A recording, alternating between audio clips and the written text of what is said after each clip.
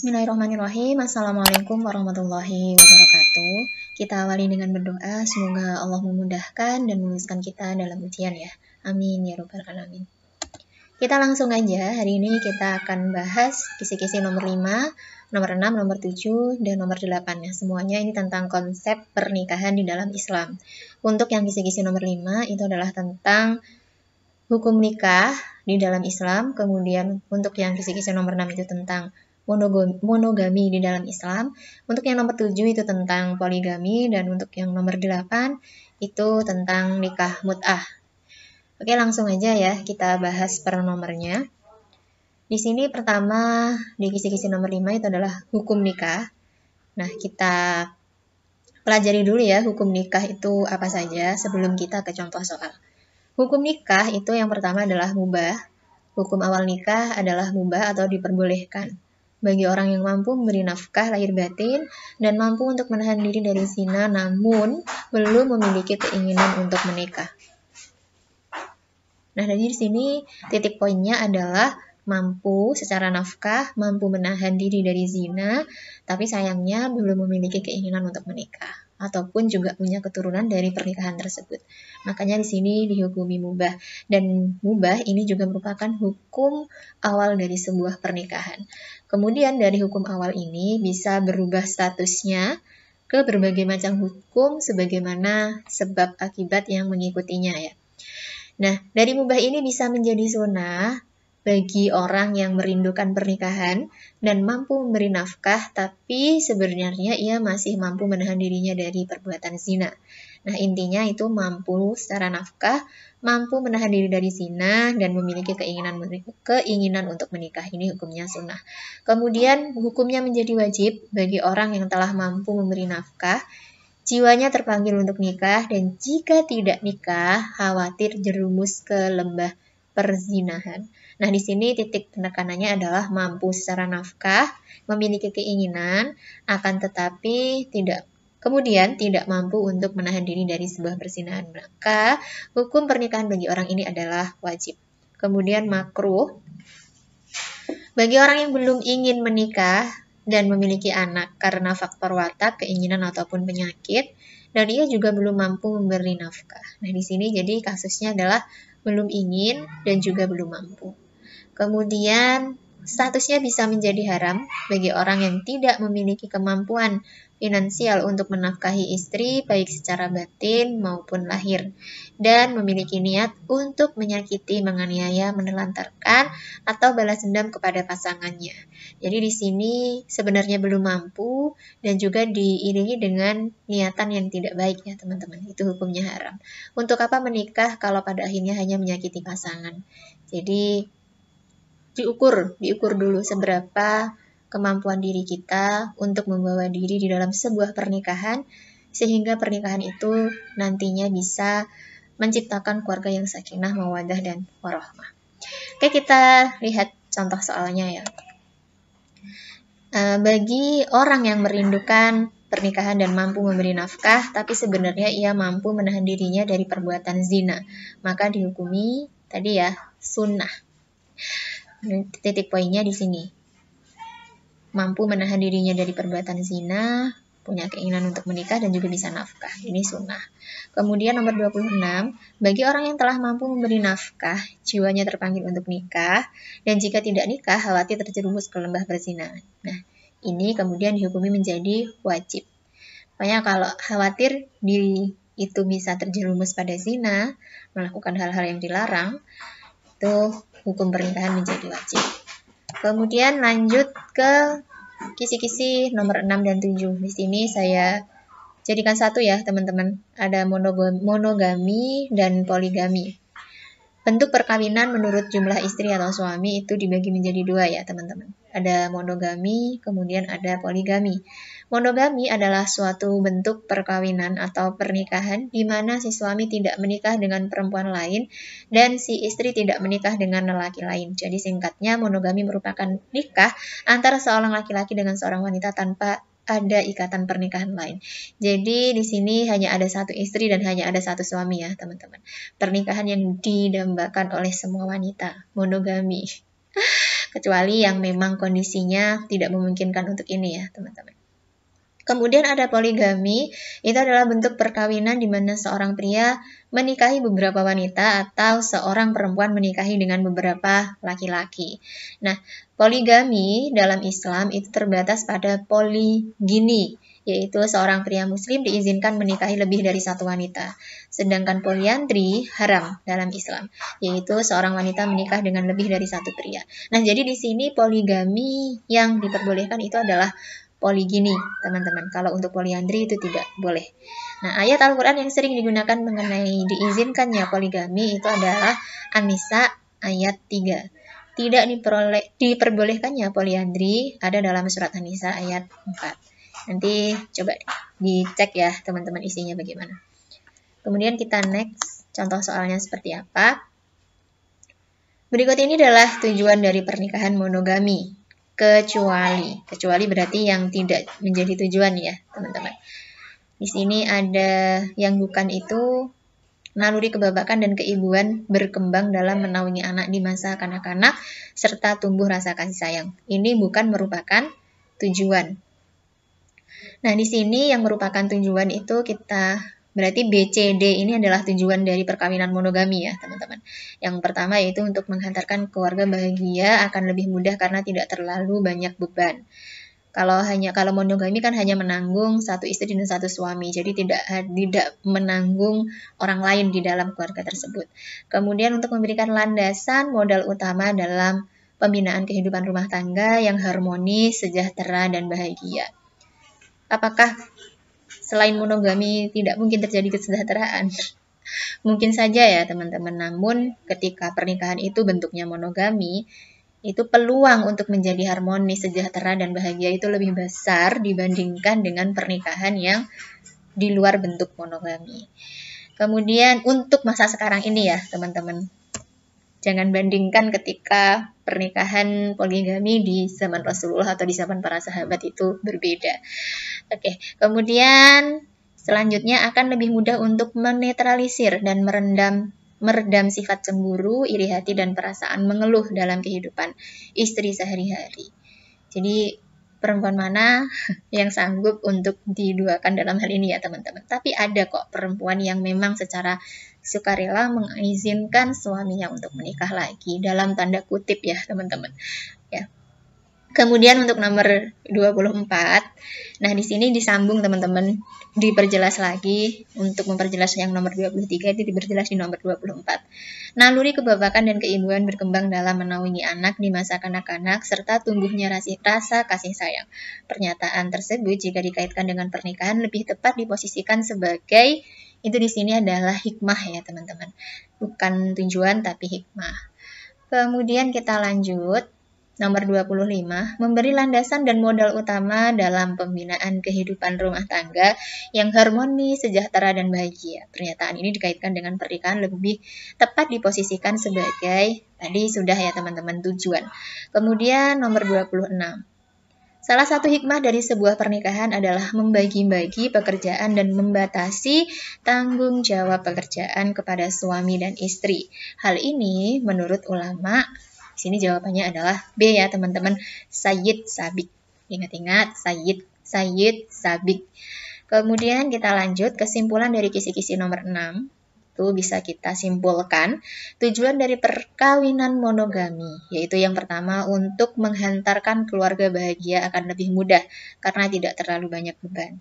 Nomor 2 untuk memberikan landasan dan modal utama dalam pembinaan kehidupan rumah tangga yang harmonis, sejahtera, dan bahagia. Nomor 3 akan lebih mudah untuk menetralisir dan meredam sifat cemburu, iri hati, dan perasaan mengeluh dalam kehidupan istri sehari-hari. Kemudian lanjut kita bahas tentang hikmah-hikmah menikah, itu adalah sebagai berikut. Nafsu seks termasuk tuntutan terkuat dan selalu meliputi kehidupan manusia. Pernikahan jalan terbaik untuk melahirkan anak, memperbanyak kelahiran, dan melestarikan kehidupan dengan selalu menjaga keturunan.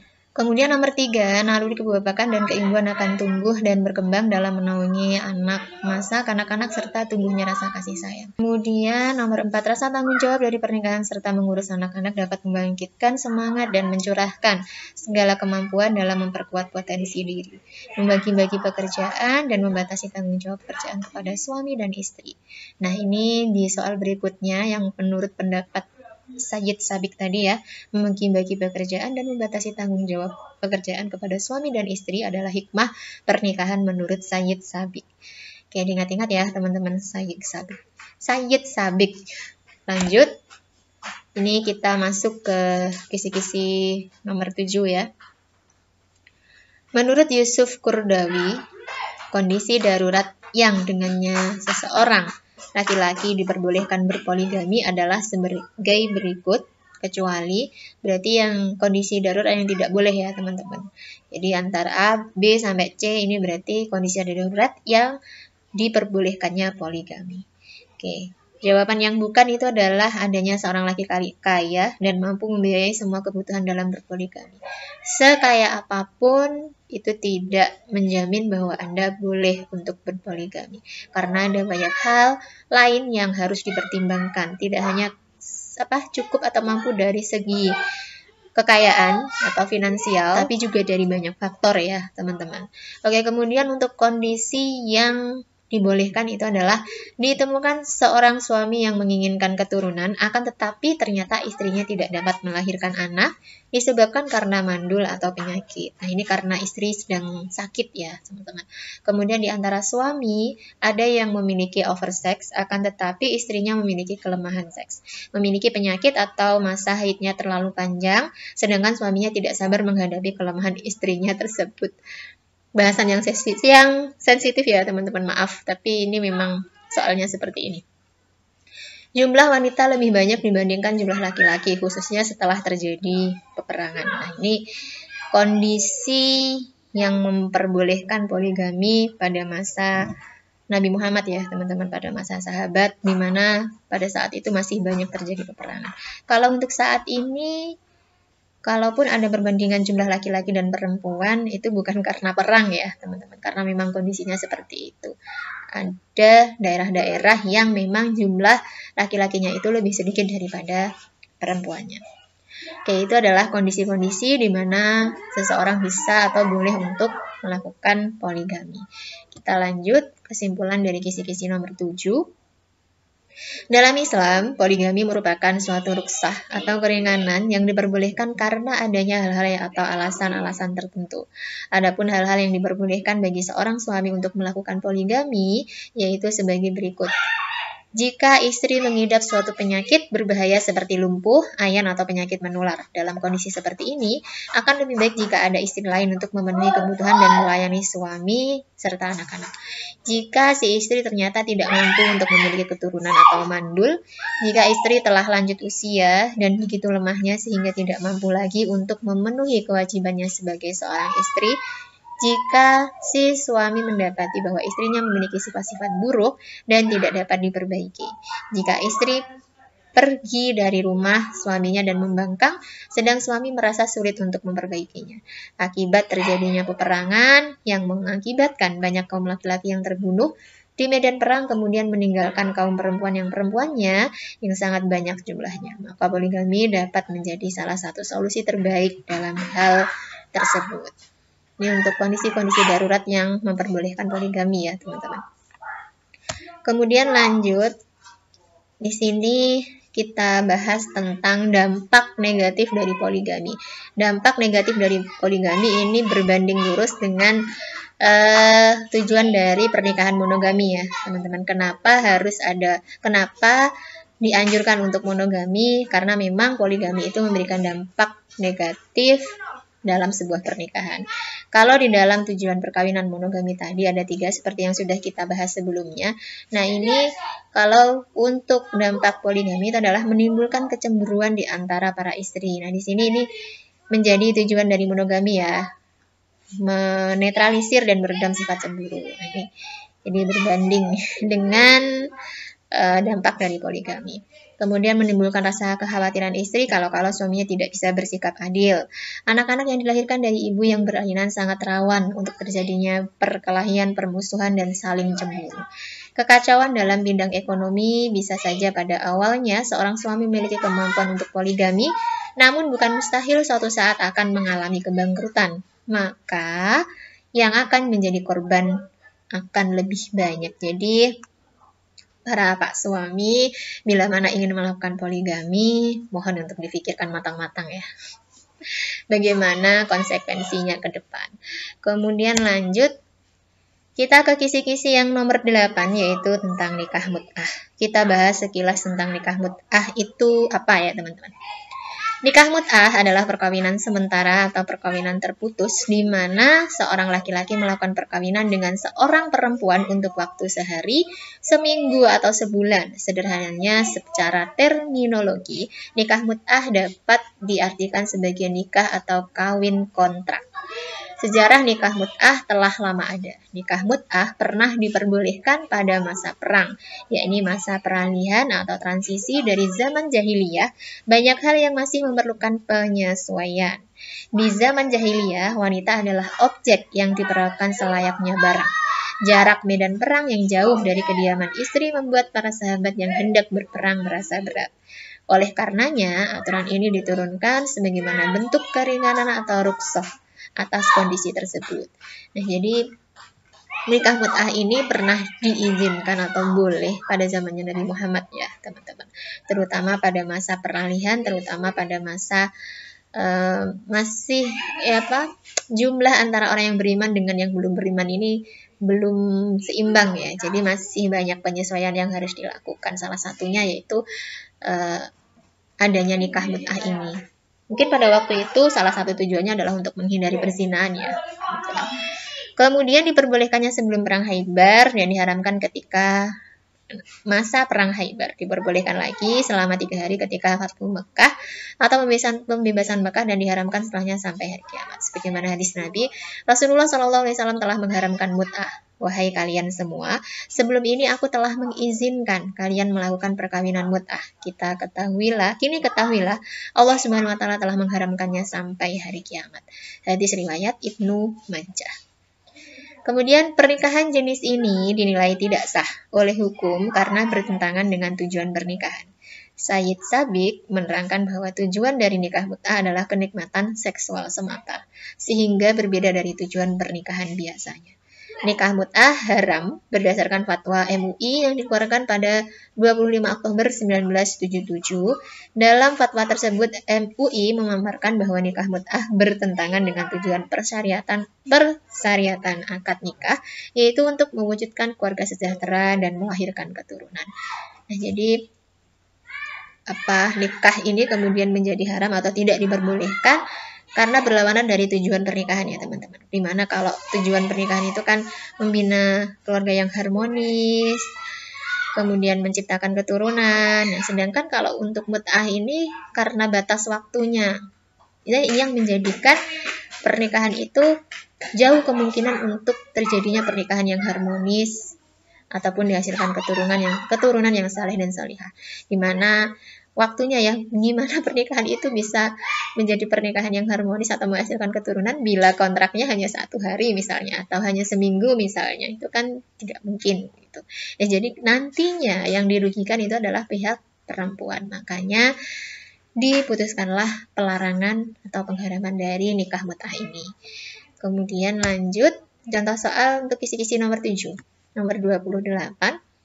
Alasan-alasan diperbolehkannya nikah mut'ah di zaman Nabi kecuali, nah ini jadi kaitannya dengan ini tadi ya teman-teman, transisi, keringanan, rukhsah ini tadi. Nah, itu yang bukan adalah nikah mut'ah termasuk kelonggaran hukum Islam karena adanya nilai positif di dalamnya.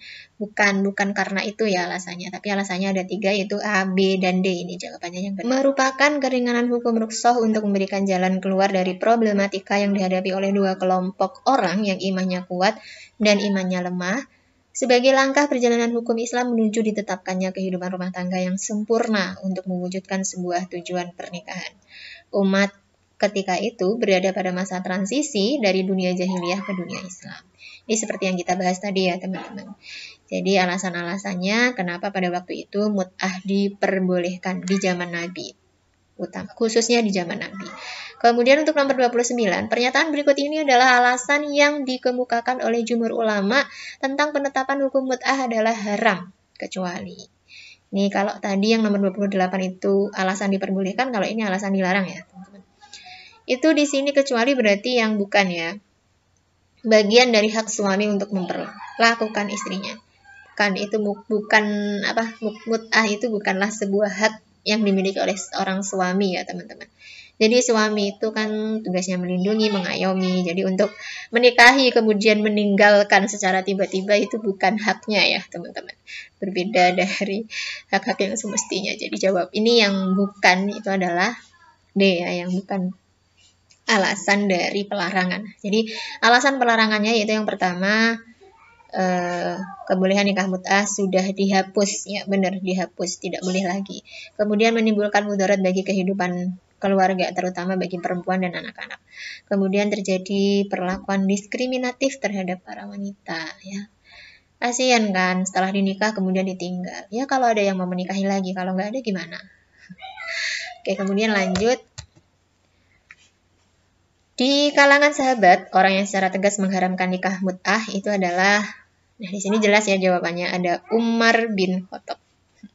Salut sama ini Khulafaur Rasyidin yang satu ini ya, Umar bin Khattab. Kemudian nomor 31, nikah mut'ah merupakan nikah yang diperbolehkan pada zaman Nabi dengan banyak pertimbangan, namun setelah itu dilarang karena bertentangan dengan syariat. Hal itu dikarenakan adanya, jawabannya adalah A ya teman-teman, takkid atau yang artinya pembatasan waktu. Jadi nikah itu menjadi tidak boleh karena ada batasan misalkan seminggu, sebulan, setahun misalnya, itu yang menjadikan nikah ini menjadi tidak diperbolehkan atau bertentangan dengan syariat pernikahan itu sendiri. Kemudian kalau ta'akul itu berpikir, tauqif itu ketetapan, tawakut berdiam, mungkin istilah-istilah yang diambil dengan sembarang saja ya teman-teman. Kemudian ini jawabannya, sumber jawabannya di sini. Pada nikah mut'ah, pengucapan ijab qabul seringkali dikaitkan dengan sesuatu syarat, yaitu kelangsungan pernikahan yang hanya bersifat sementara dengan batas waktu atau tertentu dalam kurung takkid, seperti sebulan, setahun, 2 tahun, atau 3 tahun. Artinya, jenis pernikahan semacam ini adalah pernikahan yang dibatasi oleh jangka waktu tertentu. Oke, sudah selesai untuk kisi-kisi nomor 5, 6, 7, 8. Teman-teman kalau mau memperluas referensinya, ini ada beberapa referensi. Terima kasih sudah menyimak. Semoga bermanfaat. Sekian dulu dari aku. Wassalamualaikum warahmatullahi wabarakatuh.